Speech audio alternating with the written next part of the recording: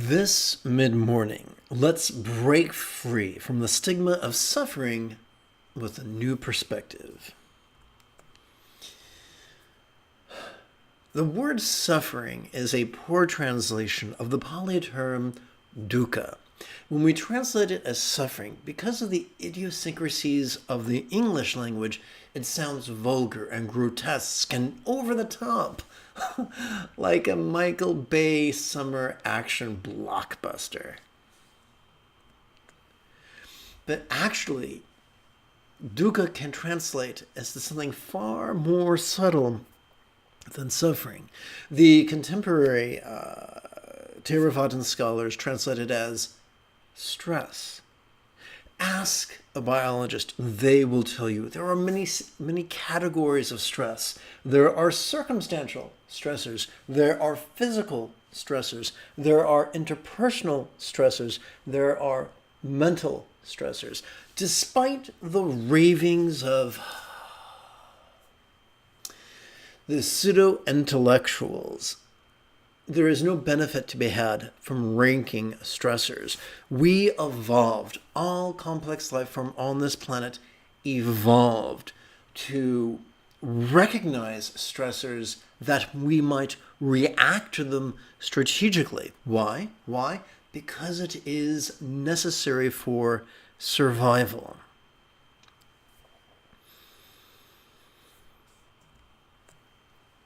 When we experience a stressor, contrary to many self-help teachers, suffering is not an indictment. It doesn't mean we've been exercising stinking thinking. It doesn't mean that karmically we're poisoned and we're getting what we deserved. My partner spent many decades as an NICU, neonatal intensive care unit, and she could tell you some stories that would turn you white. Stories of children born with their organs on the inside. No, those little kids did not have that coming. Stuff happens. More than 99% of the time, stuff happens. Yes, if you stick your hand in a running garbage disposal, you're going to experience some negative causality. Yes, if you even twitch in the presence of a cup, you're going to experience some really negative causality. But 99% of the time, stuff still happens. Literally, we live in an unremarkable part of an unremarkable galaxy in a profoundly indifferent universe.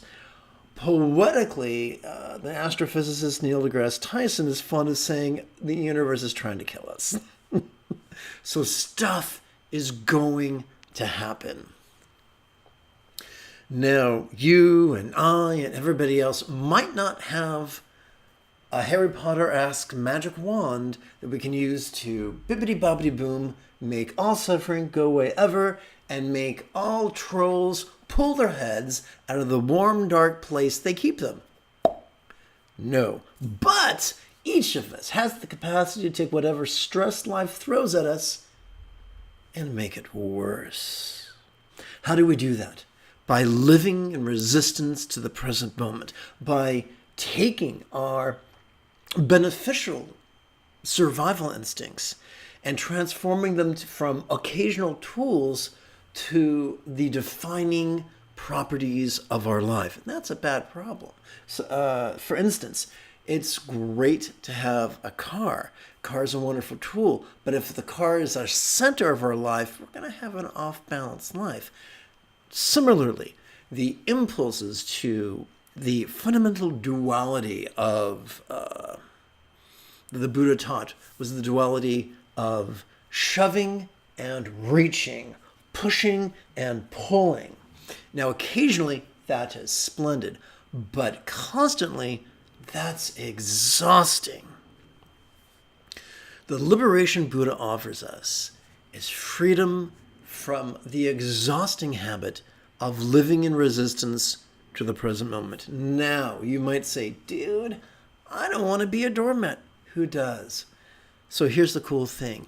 The more we master the art of meditation, the more we find ourselves free of the two extremes of scatteredness and contrivance, and living in this happy medium of love's centered spontaneity. And you'll find that the more your choices and utterances and deeds flow from love's centered spontaneity, the more happy and fortunate and peaceful life becomes. I look forward to this morning's formal practice, and we will begin it in less than 2 minutes, probably closer to 1 minute. But going to pause for housekeeping. This is Lama Jigme Gyatso of the Buddha Joy Meditation School. Welcome to Meditate Like a Jedi, which is made possible due to the generosity of viewers just like you who help support this channel on Patreon. If you love Star Wars and you wish to meditate as transformatively as General Leia Organa on Argent Claus under the guidance of Luke Skywalker, be sure to subscribe and ring that notification bell. Good news. If at any point at all during this morning's live stream you possess a specific question about Buddhist meditation, Buddhist philosophy, or how to apply them to your life, simply type your question in great detail in the chat window on the right-hand side of your screen. And now, let's together recite the Saturday morning portion of the final meditation manual penned by Tibet's great yogi from a century or two in the past, Dza Paltru Rinpoche. Hitting copy. Excellent. So, tally-ho. Conceptualizing speech and sound is what causes delusion. If you recognize it as non-graspable as a chanted mantra, resounding yet as non-graspable as a vast empty void, it is like Avalokiteshvara of light. It is none other than as non-graspable as a sublime lion's roar. In the recognition of sound as non-graspable as mantra, recite the six-syllable mantra. Rigidly clinging to mind's perceptions as true as the delusion that causes stressful samsara. If you leave mind in its natural state free from the tyranny of thoughts, it is as non-graspable as the archetype 10 Rizik comprised only of light. It is none other than as non-graspable as the sublime unwinding in ultimate mind. In ultimate mind, the mastery of awareness and letting go. That is the Dharmakaya, recite the six-syllable mantra. Everything that exists is as non-graspable as the primordially pure continuum of the Dharmakaya. If you meet the Dharmakaya's mastery of awareness and letting go face to face, it is as non-graspable as the archetype Kange's comprised only of light. It is none other than as beneficial as the sublime sovereign of the universe. In the continuum of the all-pervading purity of awareness and release, recite the six-syllable mantra. One archetype in Rizik embodies all mantras. One mantra, the six syllables are One archetype Rizik embodies all Buddhas. One mantra, the six syllables embodies all mantras. One Dharma Bodhi chooses wishing, love, active love, mindfulness, and letting go. Embodies all practices of the creation and completion stages. Knowing the one which liberates all, recite the six syllable mantra. What use is all you have done being so busy just causes yang-oriented samsara. Look how meaningless all you have done has been. Now you had better just stop trying to do anything. Dropping all contrived and scattered activities, recite the six-syllable mantra. What use is all you have said? It was all just pointless prata. Look how much irrelevant turmoil it has brought. Now you had better just keep silent. Ceasing completely to destructively speak, recite the six-syllable mantra.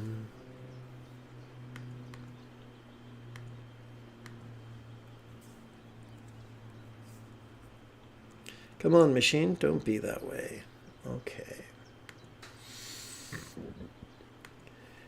Having concluded the chanting of the Saturday morning portion of the final meditation manual of Dzogchen Rinpoche, we turn now to our practice text, which is my adaptation of Ting Tong Gyalpo's All-Pervading Benefit of Beings.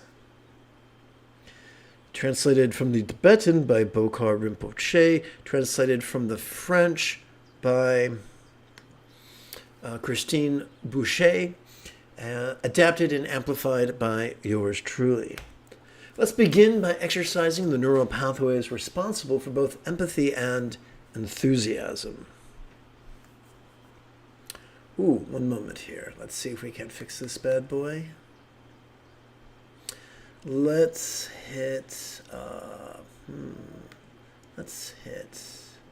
this button here.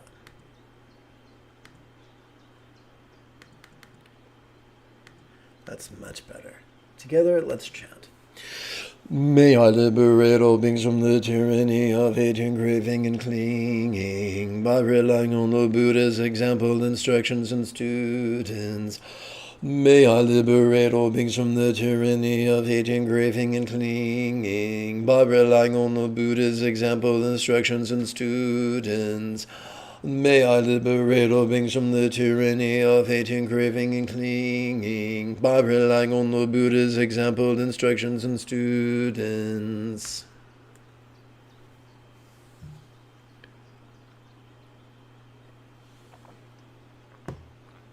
Okay, we're going to now contemplate the iconography of the archetype of enlightened compassion. For doing so, we'll enrich our experience of contemplating the 8 metaphors. Let's continue. Above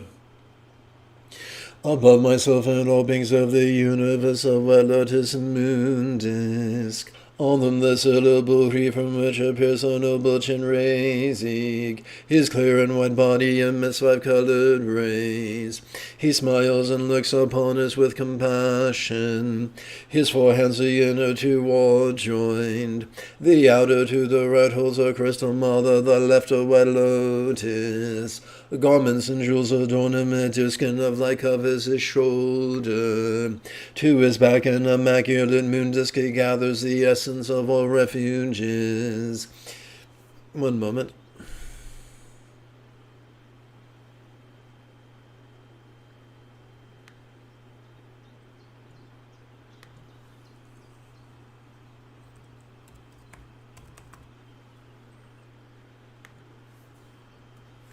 He sits in the Vajrapatra, the Buddha of limitless light crowns his head.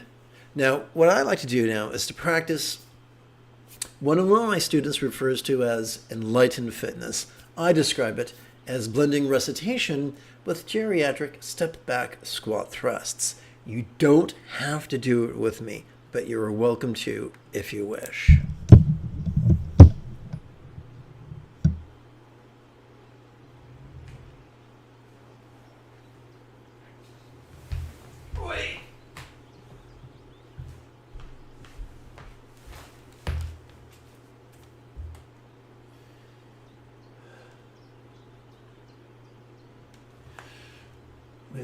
Let's try this again.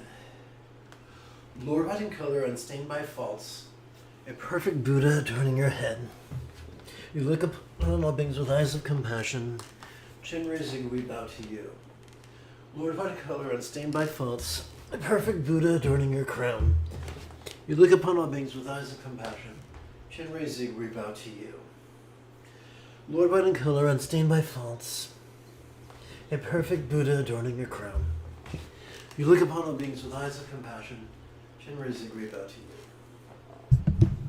you. So that was fun. Oy vey!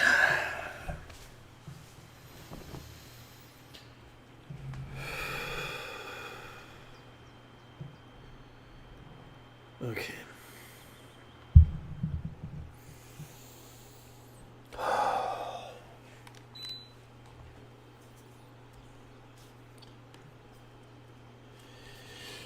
After reciting without distraction the body of the noble Chinrezig emits light, the light dissipates over experiences of comically impure appearances, competition, and erroneous understandings clinging.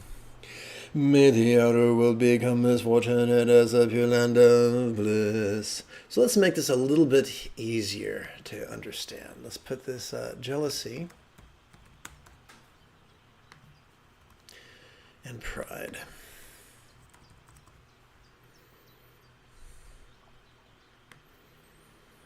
Insert and put an accent. And now let's continue. May the outer world become as fortunate as a pure land of bliss.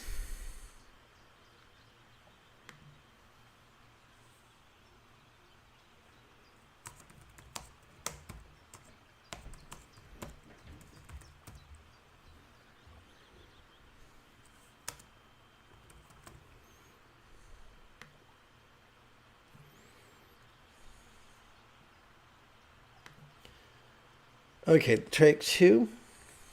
May the outer world become as fortunate as a real or imagined pure land of bliss.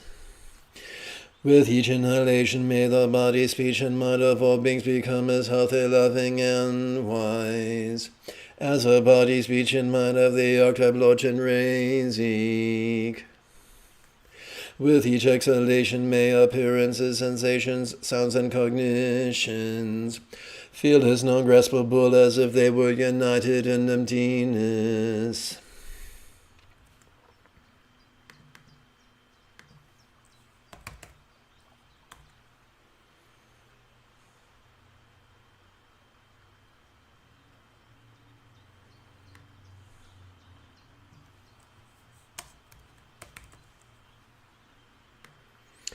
Yes, yes, yes, I'm editing on the fly, folks. That's just part of my charm.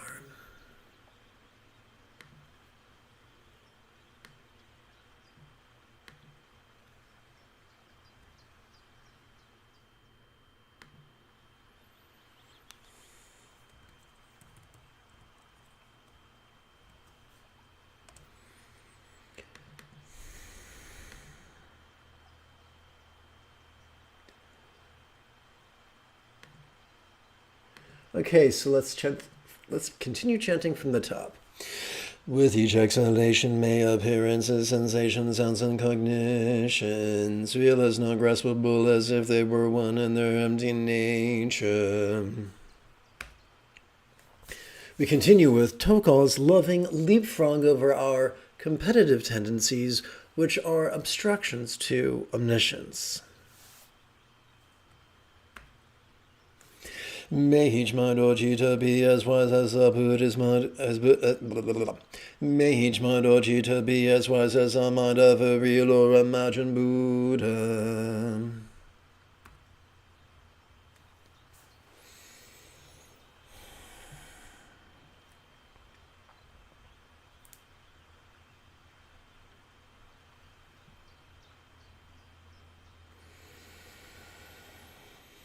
Om Mani Padme Hum.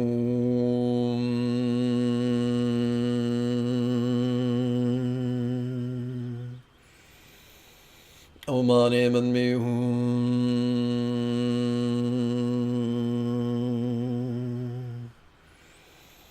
Om Mani Padme Hum.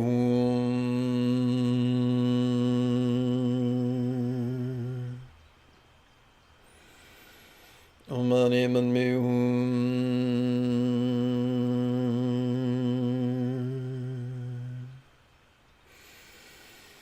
Om Mani Padme Hum.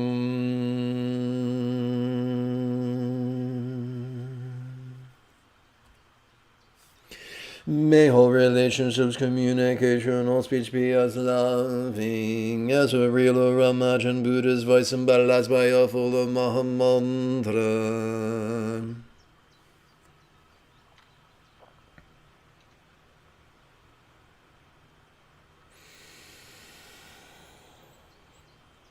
Om Mani Padme Hum.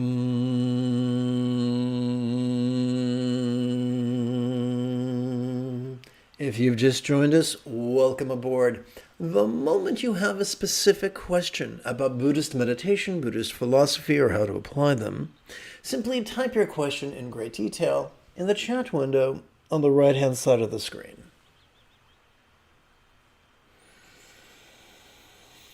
Om Mani Padme Hum.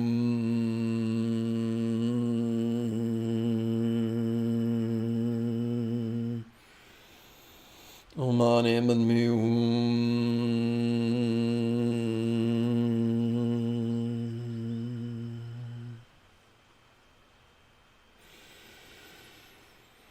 Om Mani Padme Hum.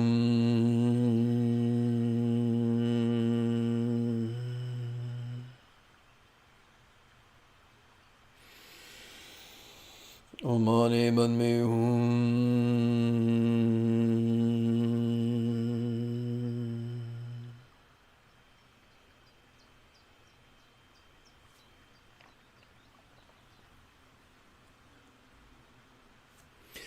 May each body or form be as healthy as the real or imagined form or rupa of an enlightened archetypal yidam such as kind gaze.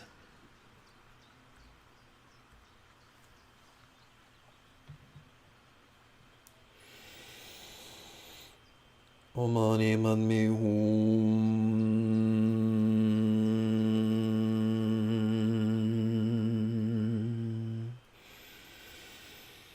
Om Mani Padme Hum.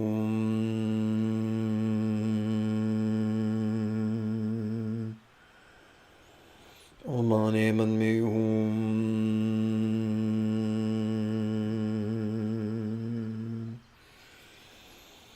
Om Mani Padme Hum.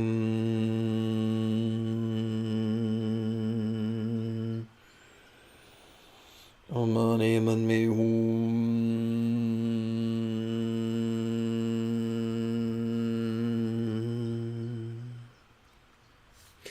May all circumstances or lots be as for the good fortune or boon as a real or imagined Buddha's pure paradise, pure land of Avanti.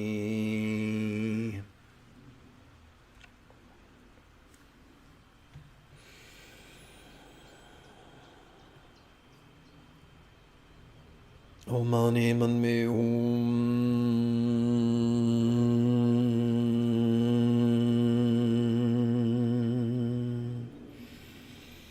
Om Mani Padme Hum.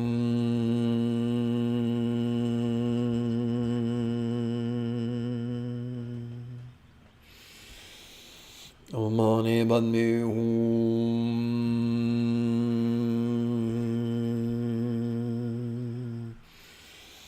Om Mani Padme Hum.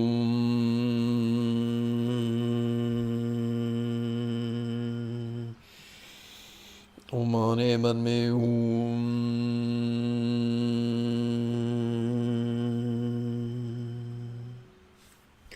While meditating upon the meaning of this, recite the mantra as much as you can. We now turn to Tokal's insightful leapfrog over our clinging tendencies, which are also an obstruction to omniscience. How could each mind or citta feel as not graspable or void, as a Buddha's real or imagined mind comprised only of light?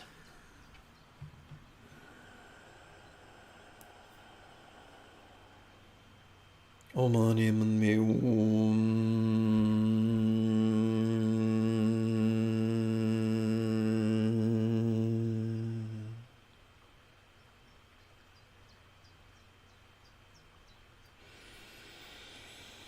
Om Mani Padme Hum.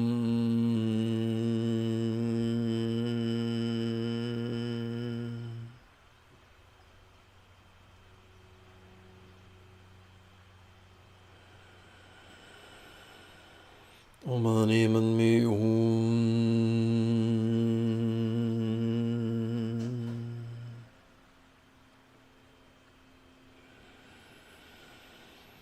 Om Mani Padme Hum.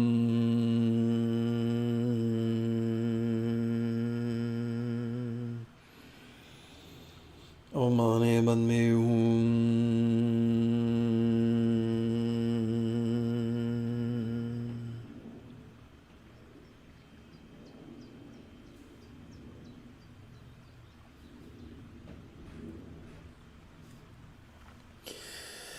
How could all relationships, communication, or speech sound as not graspable or void as a real or imagined Buddhas full of Mahamandra comprised only of light?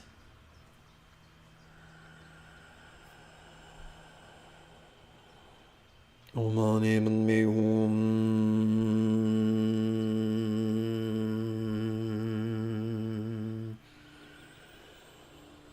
Om Mani Padme Hum.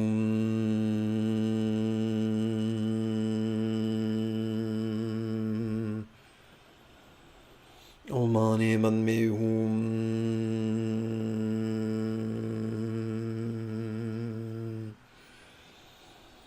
Om Mani Padme Hum.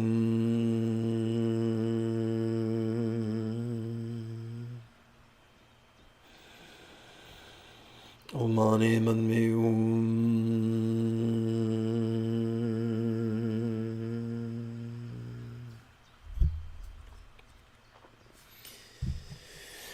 How could each body, form, or rupa feel as non-graspable or void as a real or imagined archetype or idiom such as kind gaze comprised only of light?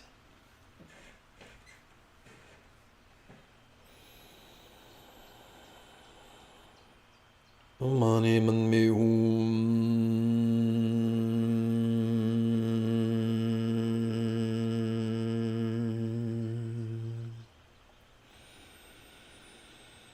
Om Mani Padme Hum.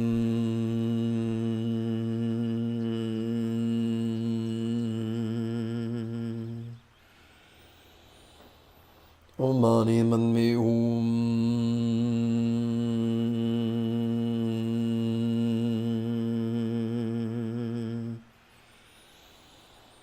Om Mani Padme Hum.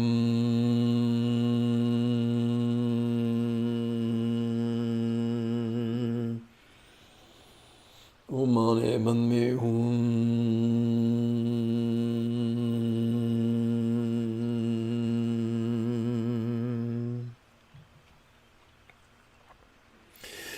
How could each circumstance or lot look as non-graspable or void as a real or imagined Buddha Paradas pure land Vati comprised only of light?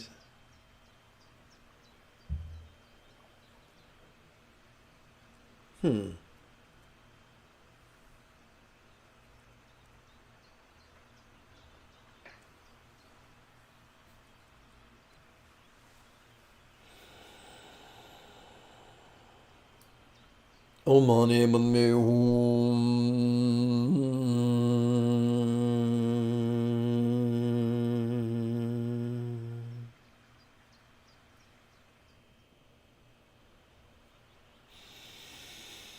Om Mani Padme Hum.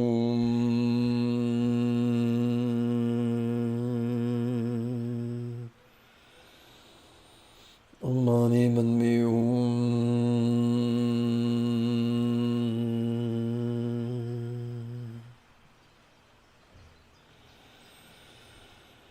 Om Mani Padme Hum.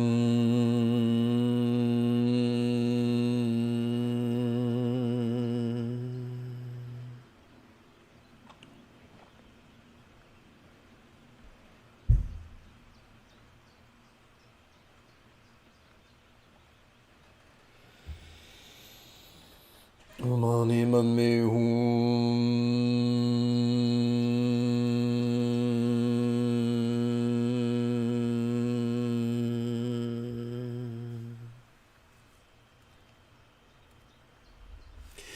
At the end, without conceptualizing the three spheres of actor, action, and recipient, rest evenly in your own nature.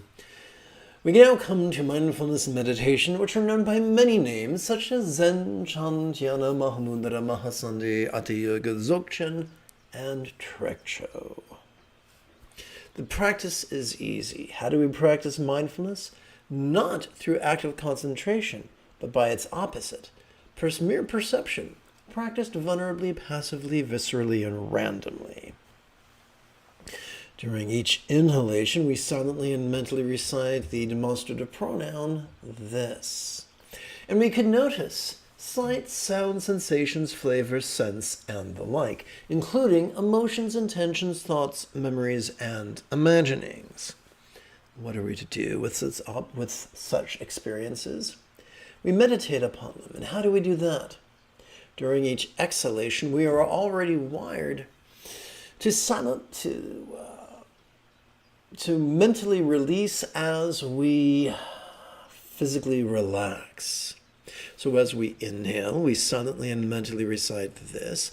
Let me rephrase something for a second. As we exhale, as we relax into our exhalation, whatever we noticed during our previous inhalation can now feel as if it was as non-graspable as a vast empty void. Now, what's a real-world example of a non-graspable vast empty void? How about the illusion of the infinite azure sky on a bright and beautiful cloudless morn, which, although could be tantalizing to the eye, is most certainly non-graspable to the hand. Therefore, during each inhalation, we silently and mentally recite this, and during each exhalation, we silently and mentally recite void. Let's dig in.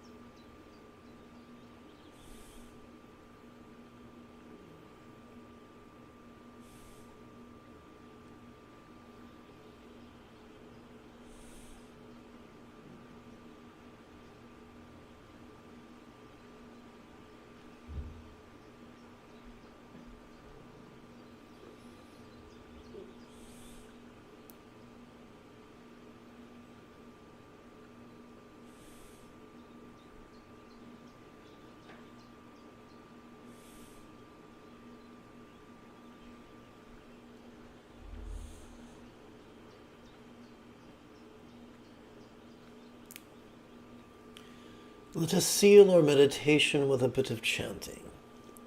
May my body and others' bodies be as healthy as the body of Chinrazik. May all sounds be as living as a six-syllable melody. And may all mental activity be like the domain of great wisdom. By the virtue of this practice may I quickly master Chinrazik's enlightenment, then establish in the state the totality of beings. By the merit of this meditation and recitation may I and those related to me through intention, as soon as we leave our impure bodies, be miraculously born in Sukhavati, immediately traverse it in Bodhisattva moonies, and through emanations benefit all beings in the 10 directions.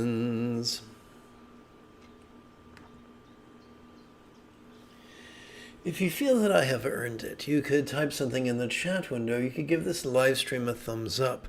You could share it with a friend. You could even help support this channel on Patreon. In approximately 3 hours, I would very much like to return to lead today's afternoon lesson and meditation. Until then, may you and yours be happy and healthy. And if you are as geeky as me,